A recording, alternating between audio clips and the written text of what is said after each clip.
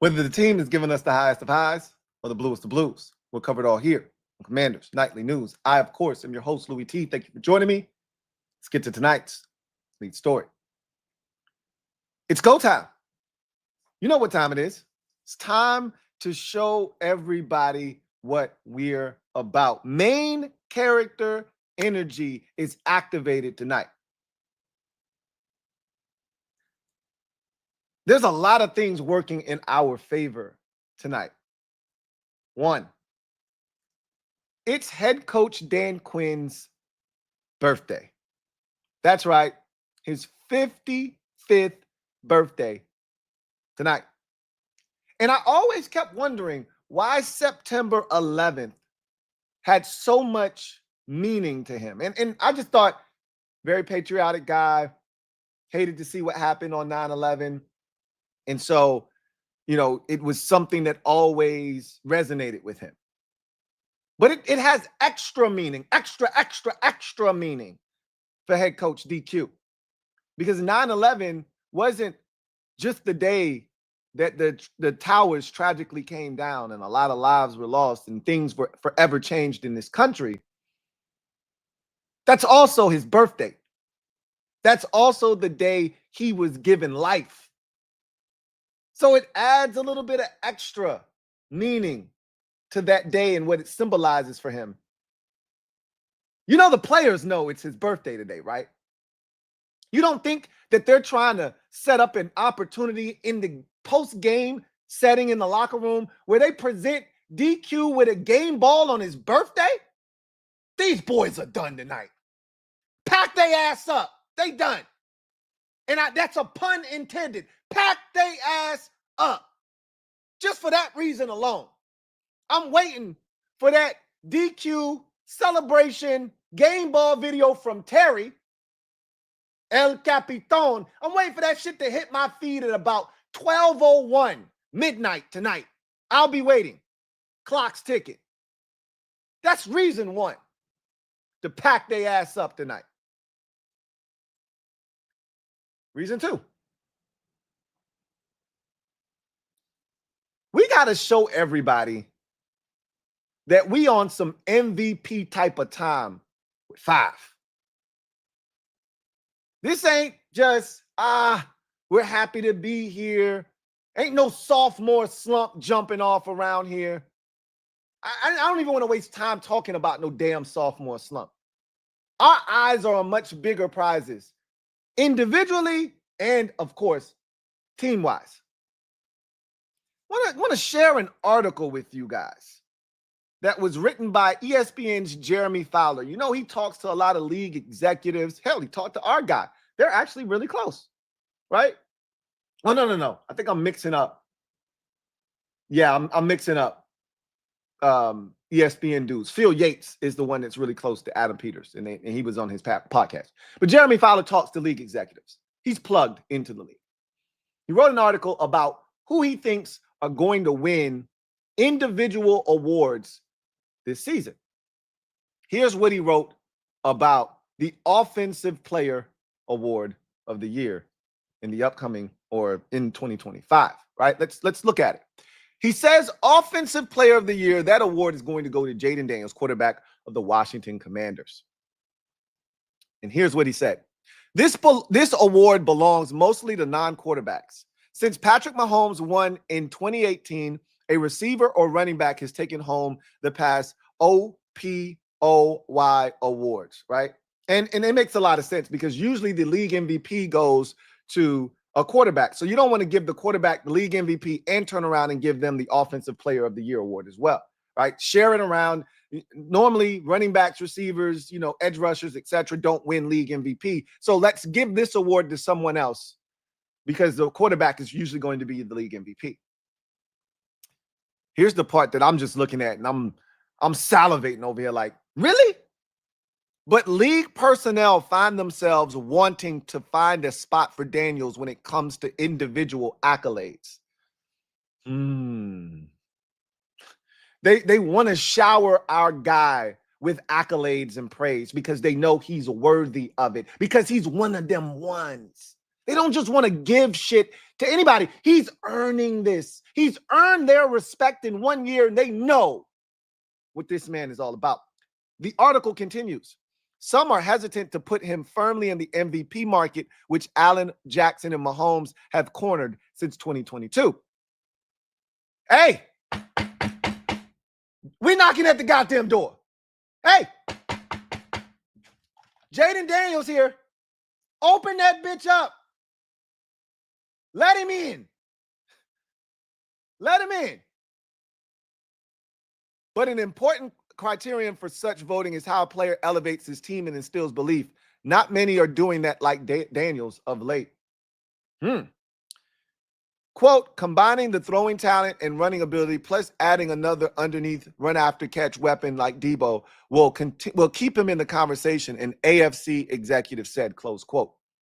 Quote, I think you could have made the argument for him last year for MVP, given how he turned that thing around and how well he played. I'm banking on another year 2 jump, closed quote.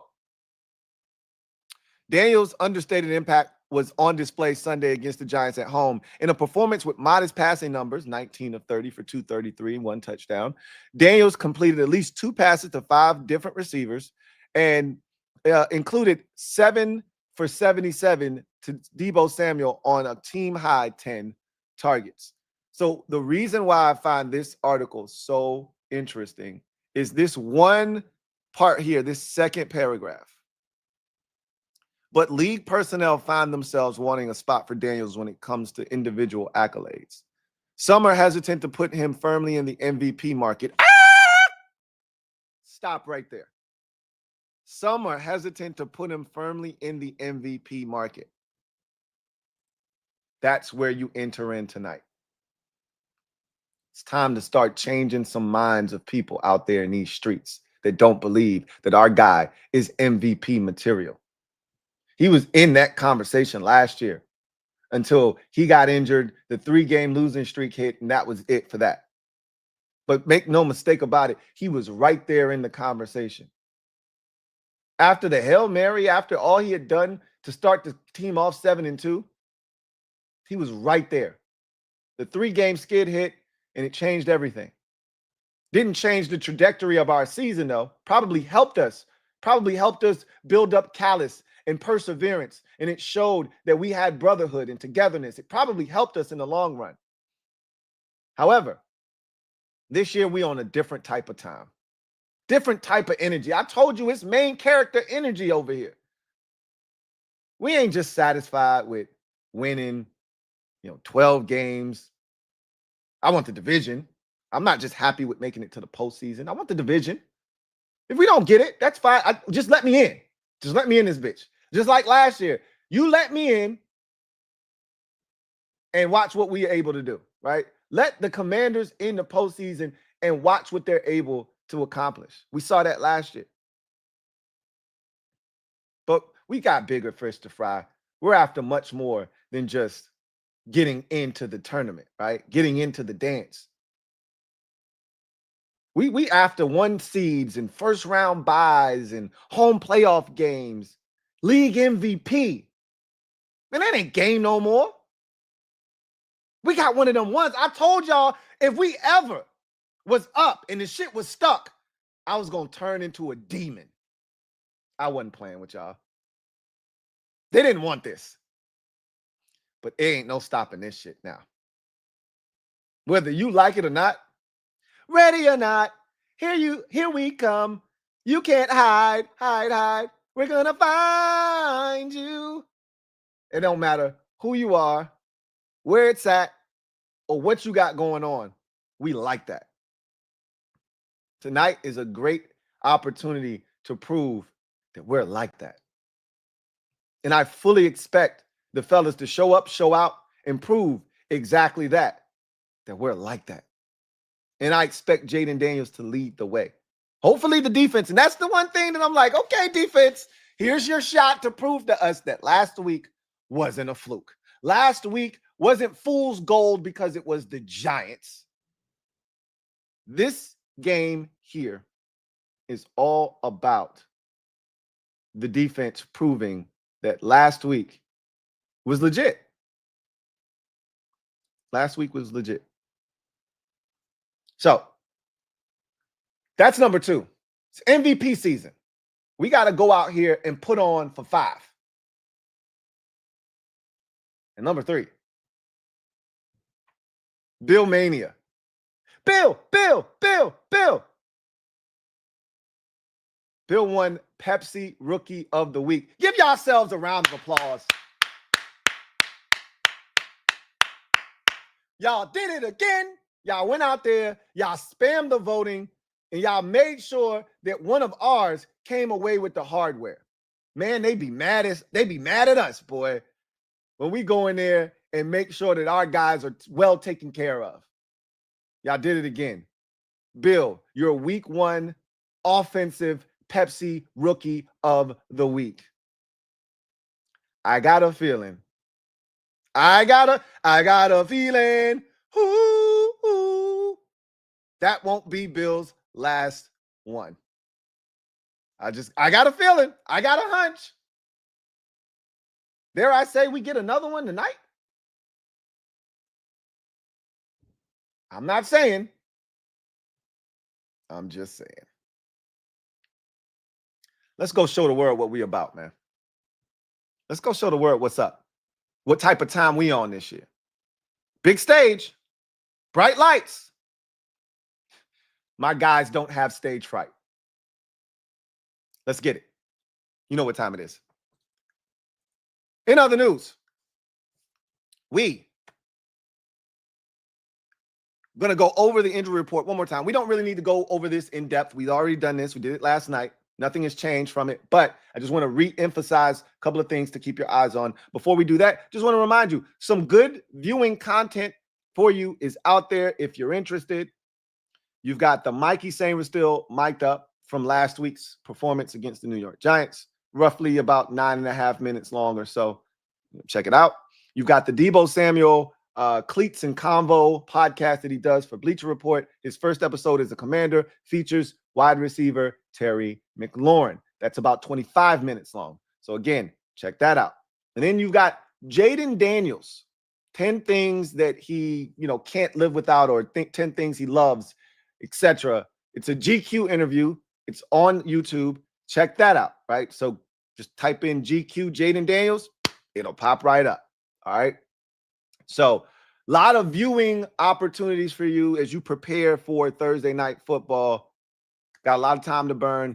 Knock yourself out. Indulge. Have fun. Let's get to a look at the injury report. Let's start with the good guys. So, nothing really here to see. The only one that I am going to question at this point is Dietrich Wise, and I think he's going to be fine.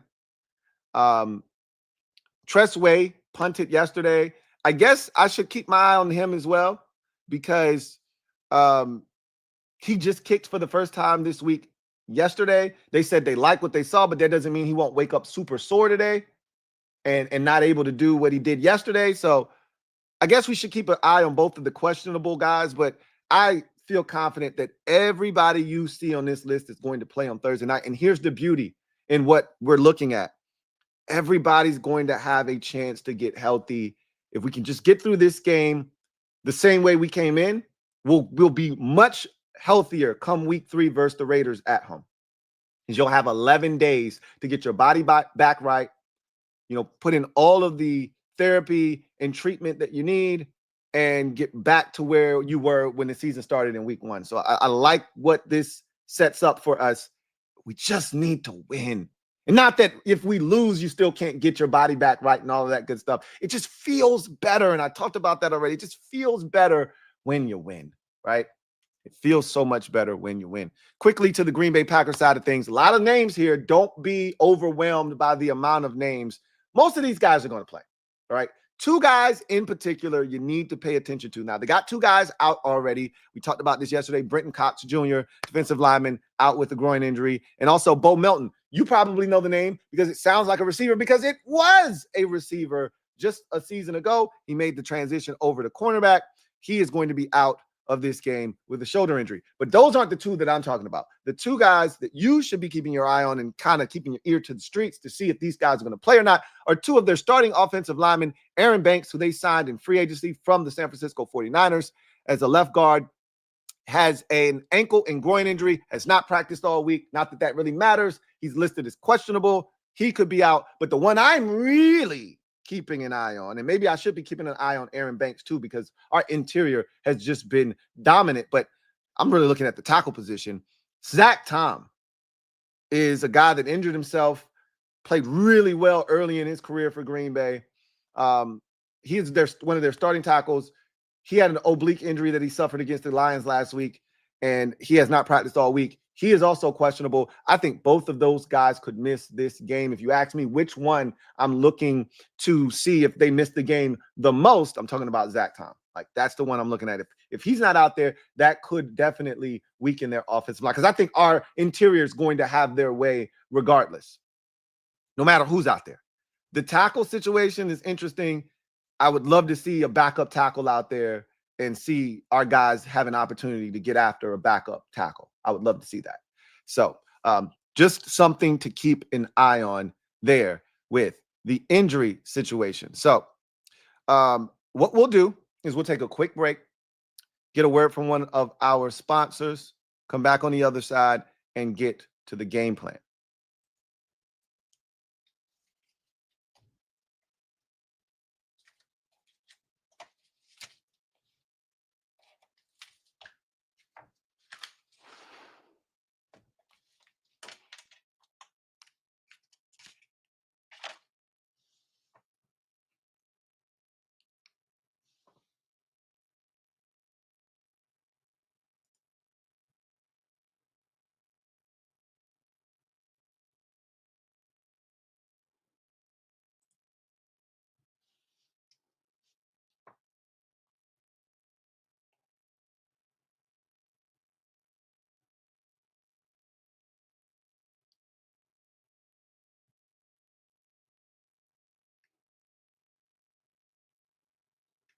So let's talk game plan and strategy as to how we can get this done. Keys to victory for week 2 versus the Green Bay Packers in this ball game.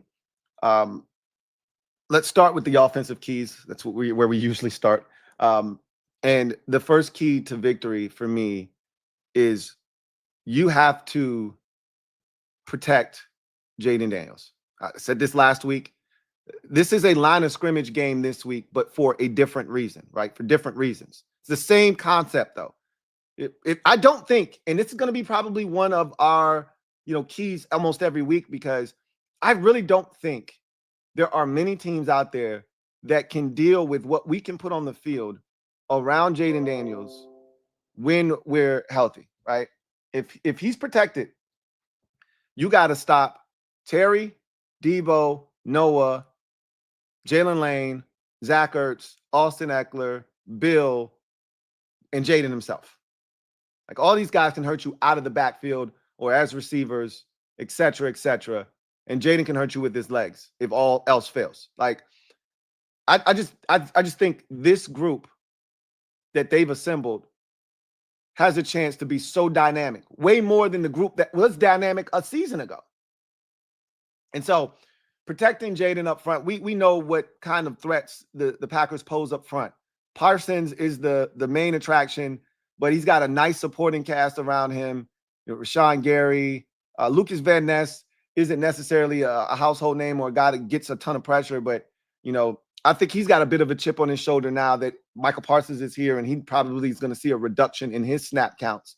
And then they got linebackers that fly around in case they decide to blitz.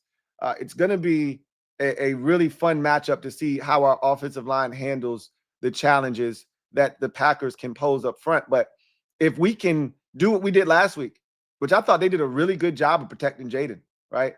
The sacks, of the 3 sacks, probably 2 of them were on Jaden. So I think if they can do what they did last week, neutralizing, really good pass rushers, giving Jaden time to survey the field, and mixing in the quick pass game like they did last week to kind of keep, them off guard, and also mixing in Jaden as a runner, that to just give them something else to think about so they can't just fly up the field. And I expect Cliff to do all of those things. If we protect 5 and establish the line of scrimmage and establish the run, we ran for 220 yards last week. I'm not saying we're going to do that again this week. But if we average, no, we're not going to average 7 yards a carry again this week. But if we average over 4 yards a carry, if we average close to 5 yards a carry, I think that's going to be more than good enough for us to kind of do the things that we've done. So here's what I'm looking for. And so we go to our next offensive key. All right. We have to protect the Duke. The Green Bay Packers are one of the most opportunistic teams in the league. If you turn it over, they turn those turnovers into points. All right. They didn't have, like Rio said, they didn't have a bunch of yards of total offense last week against the Detroit Lions. But Detroit made some mistakes, and they took advantage of those mistakes, and they turned those mistakes into points. And they're a team that if you give them short fields, they deposit those into the end zone. They're not the Giants last week where you get a punt blocked and they get great field position, or, they end up with great field position somehow and they still don't get anything out of it. We got to protect the Duke tonight. That is paramount. No turnovers on the road. I told you guys this yesterday. When we've lost under the AP, DQ, and JD5 regime, when we've lost, it's usually been because we've beaten ourselves, not because the other team beat us, but we gave them an assist. Let's not do that tonight.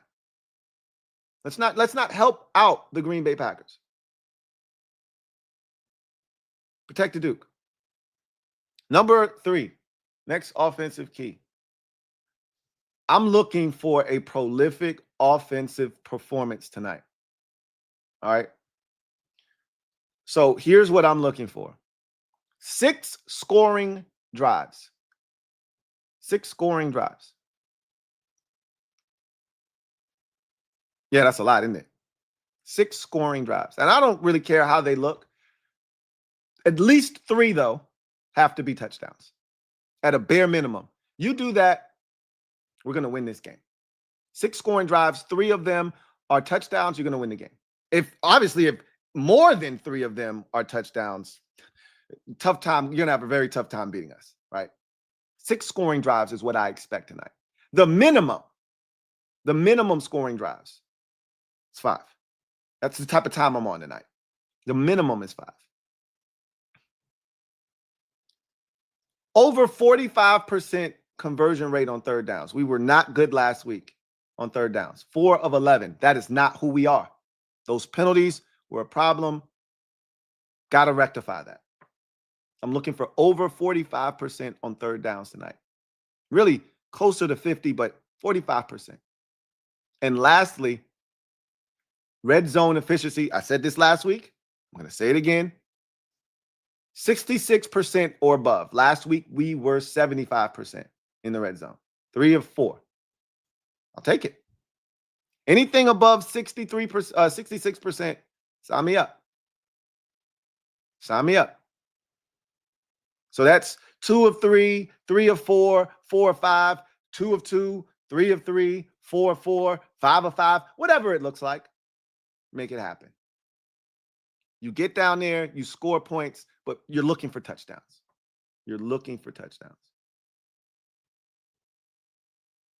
And lastly,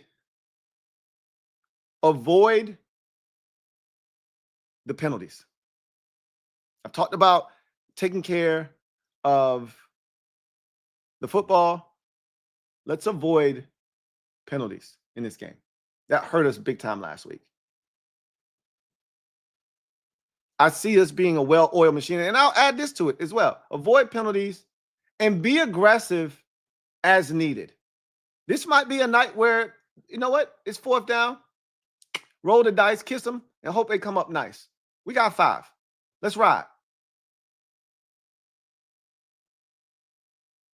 Avoid the penalties. And if you need to, be aggressive on 4th down once or twice tonight. Hopefully that's not the case. We don't have to do it. But if those opportunities present themselves, scared money don't make money. You go to the defensive side. And this was the first key last week. Stop the run. I showed you the graphic last night. From Josh Jacobs and what he said to his wide receivers last week prior to the Detroit Lions game.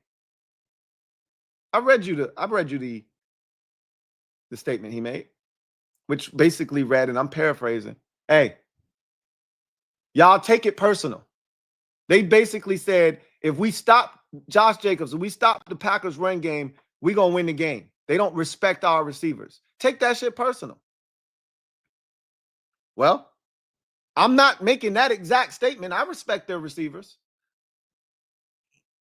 Not enough that they can beat us on their own without the aid and assistance of the run game. And I've said this before too. The Packers are one of the most dangerous teams in the league when they're balanced. If they're able to run the football, look out. It opens up a world of opportunities. And I'm not telling you anything that you don't already know. That's almost every team in the league. If you're able to run the football, it opens up a wealth of opportunities to you as to what you can call, what comes off of that run game, the ability to take shots, etc. I want no parts of the Packers feeling comfortable because the run game is setting them up in second and short where they can take shots down the field. Third and manageable where they can get to the tight ends. I want them feeling the pressure of Jordan Love, and I talked about this, and that's going to be the next one. Speaking of which, next key to victory defensively. I need at least one Jordan Love offering tonight. Just one. Anything more than that is extra icing on the cake. But I need one from Jordan Love tonight. We don't have a turnover on the season yet. We haven't produced one yet. Tonight feels like the night, like Betty Wright. Tonight feels like the night. But in order for that to happen, you got to stop the run. And if you do that, Jordan Love will press. He will press.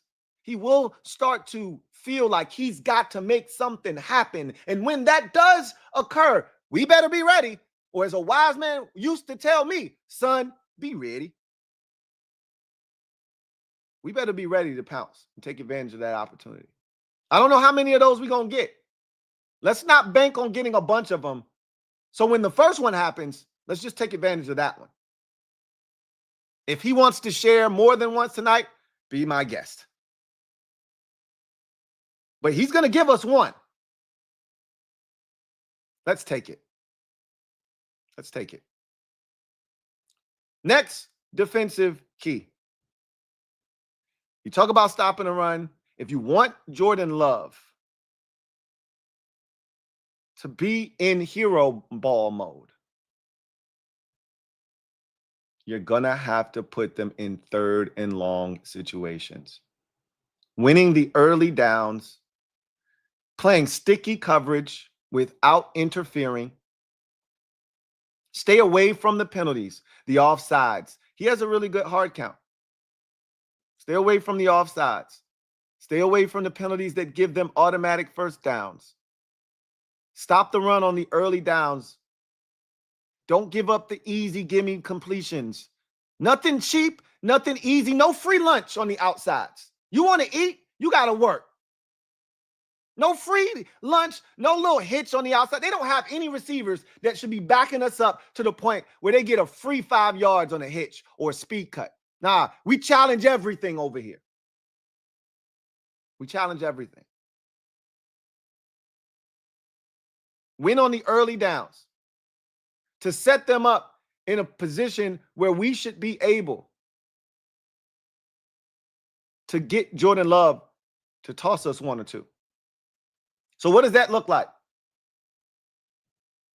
I need us to hold the Packers under 45% on third downs. Under 45% on third downs. If they go 4 of 10, I'll take it. I'll take it. You can win with 4 of 10 on third downs. It's 40% for you mathematicians at home. You get into that 5 of 10 range, you get into dicey territory. That means they're converting on half of their third downs. You're living on the edge, right? I want them sniffing around that same 4 of 11, 3 of 11 that we were on last week. That's where I want to see these boys at this week. The Giants were 4 of 14 on third downs last week. I like that. I like it a lot. But this ain't that. This ain't that Giants offense. So don't expect that. But I can definitely see 4 of 10, 4 of 11 on third down. Make it happen. And lastly,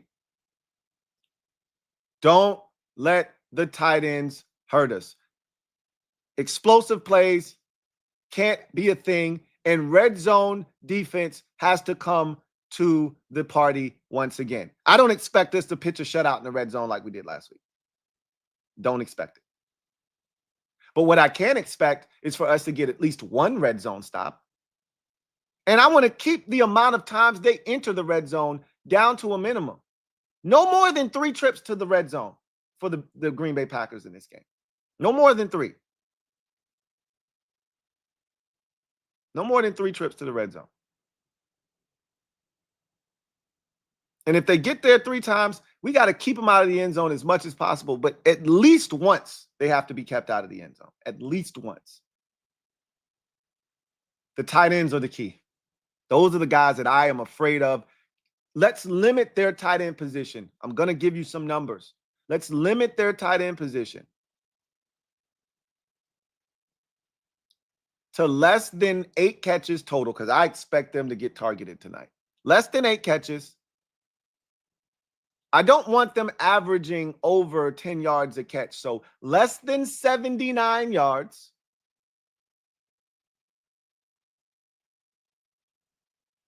No touchdowns. We do that, I got a feeling we're going to win this game. Those are my keys to victory.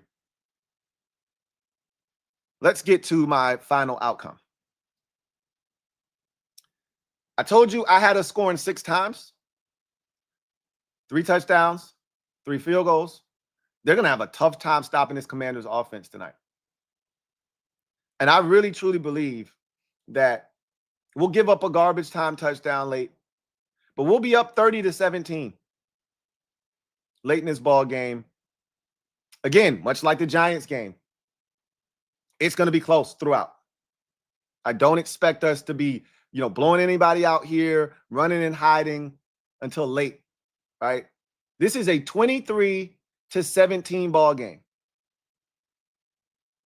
Early stages of the fourth, when we get the football and we put together one of those drives, just like we did against the Giants, capped off with a Jaden Daniels touchdown toss to Terry McLaurin to put this thing on ice, 30-17. The Packers will drive down the field. They will score a touchdown. They will cut the deficit to 30-24. But that is as close as they will get. And we will win this game 30-24. Go to 2-0 on the season. And put the rest of the league, the rest of the conference on notice that, hey, last year wasn't no fluke. And we really like that. And we got one of them ones. And we over here putting together an MVP campaign. Either you get down or you lay down. Those are your 2 options. Main character energy activated tonight. Full on activation. Y'all know what type of time we on. And I do want to say this. Even if Green Bay best us tonight, which is possible, that's a good football team. We're not playing the little sisters of the poor tonight. And we're on the road in a tough environment. There are a lot of factors that can work against us tonight. Even if we don't get it done, doesn't change who we are, doesn't change what we're about. Just like Tampa Bay served as a motivating factor for us and a motivating force, this Green Bay Packers team could serve as a motivating force for us to come back and return back to the scene of the crime if need be in the postseason and rectify and right a wrong. I'd much rather get the dub now, deal with any fallout and ramifications later, i.e. getting a home playoff game and making them come to us and see if they can get it done, versus the alternative. But if we have to, here's the beauty of it. We know we can. But that ain't where my mind at right now, man. My mind ain't on, coming back and getting revenge. My mind is on, hey, we ain't won in Lambeau since 1986. 86 was a very good year. Do you know what I mean, my dear? 86 was a really good year, but that's way too damn long. Way too damn long. You're almost talking about 40 mother effing years. If we are what we say we are, repeat after me. If we are what we say we are, then what? Y'all finish that statement.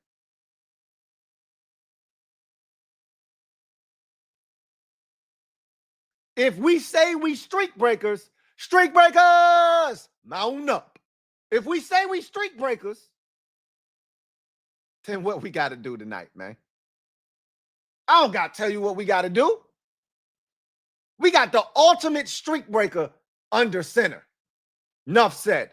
Streak breakers, mount up.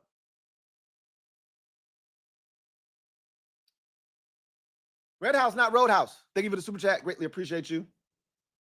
Red House, not Roadhouse writes, it's good to be back, Lou, with the MOBB. Glad to have you back. It's all love, and you already know what it is, and you know how it feels to be a member of the mob, and it's good to have you back, man. Double up, Thank you for doubling up. He says, double up just in case, just cuz. Just cuz. I love it. Let's double up the win total tonight, just cuz. Double up, let's double up the win total, just cuz. Joey, casual double ups? That's the type of time we on. Main character activation taking place tonight. That's what we on right now, Joey. Either you down or you lay down, man. Get down and lay down. That's what we on. So Joey said, shit, we casually doubling up then. Double up. Why not? Why not, Joey? Yoshi, been a member for 10 months. Really appreciate you. Who writes, Louie, we just elevated the punter we signed. That means Tressway might have woke up sore this morning. Mitch Wisnowski probably is going to be our punter tonight. Or they just want to be safe.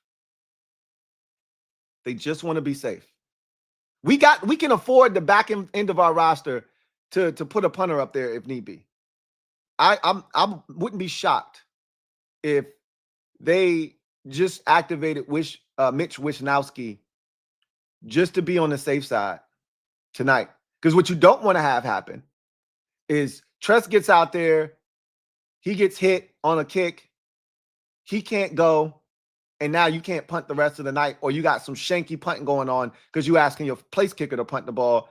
And again, we ain't trying to have no place kickers ending up with no injuries because they doing something their body doesn't normally do, and we don't want to be putting those skill guys back there. And we don't want to be put in a position. Look, I don't plan on doing a lot of punting any damn way tonight, to be honest with you. That's the goal, is tonight. I told you I got 6 scores on the docket for the good guys. So there's not a lot of punting going on in my mind, but the Packers might have something different to say about all that shit I'm talking about. So, it might not be all of that, 6 possessions, you scoring, ending in points and all of that bullshit that I'm on tonight. But we'll keep an eye on that. Tress may be inactive. They may have said, you know what? No need to push him. It's a short week. Mitch Wisnowski can get the job done. Adam Peters knows him from his time in San Francisco. Duh. And I think he's a left-footed punter, if I'm not mistaken. So that makes a ton of sense. But I digress. Darnell Kelly. Been a member for 48 months. Celebrate. Says, and congratulations on the 4-year Annie, my guy. Winning big tonight. We are making a statement tonight. I'm tired of these pundits. I want them eating their words. We lit. I'm past the point of trying to prove pundits wrong, this, that, and the third. I'm out here. I'm trying to take respect. I ain't asking for it no more. I'm just going to take it. You can't deny it. If we going on the road and we beating teams, quality opponents like the Green Bay Packers, you can't deny us. I'm just looking to take it now. You know what I'm saying? Like last year, one of the narratives that ended up being false, but people tried, the dum-dums out there tried to perpetrate, you guys didn't beat anybody good last year. Okay. All right. We just beat the Lions, the #1 seed and the team with the best record in the league in their building in the playoffs. But okay, we just beat the Tampa Bay Buccaneers, a team that won their division like 4 years in a row now in their building in Wild Card Weekend. But okay. Like the Falcons were over 500 when we beat them, but okay. The Bears were over 500 when we beat them, but okay. Whatever. Here's another opportunity to beat a good team like we did last year, numerous times. We different now. We expect to win these games. Last year, we were hoping to win these types of games. When we played the Ravens in an early, big matchup, early season big matchup, we were hoping to win that game. We expect to win tonight. Big, big difference. Big difference. Anyway, that's the last comment. That means that's going to do it for me, your man, Louie T, here on Commanders Nightly News. You know what it is. We lit, man. We up. It's our time. Whether they like it or they don't like it. Woo! 2 claps and a Ric Flair. Woo! It's DQ's birthday. We finna turn up for the head honcho. Y'all know what it is. We finna get it. I'm see y'all later on tonight after the Dubski has been retrieved, extracted, and brought home where it belongs. Either way, you know where to find me. Until then, you guys have a good one. Take care. God bless. Enjoy the rest of your day and hopefully your night too. Peace.